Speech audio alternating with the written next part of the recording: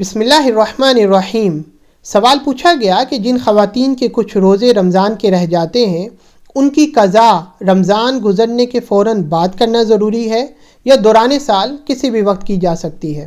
امام بخاری نے حضرت عائشہ صدیقہ رضی اللہ تعالی عنہا سے ایک روایت نقل کی ہے۔ وہ فرماتی ہیں کان یکون علی الصوم من رمضان فما استطیع ان اقضیہ الا فی شعبان۔ وہ فرماتی ہیں کہ میرے جو روزے رمضان کے رہ جاتے تھے میں ان کی قضا شعبان کے مہینے میں جا کے کرتی تھی، یعنی اگلے سال کا جو رمضان ہے اس سے ایک مہینہ پہلے شعبان میں وہ ان روزوں کی قضا کرتی تھی۔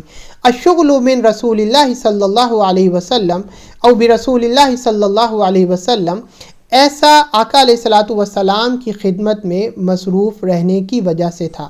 تو لہٰذا شریعت نے اس چیز کی گنجائش دی ہے کہ جن لوگوں کے روزے رمضان میں کسی عذر کی وجہ سے رہ جاتے ہیں وہ ان روزوں کی قضا سال کے دوران کسی بھی وقت کر سکتے ہیں۔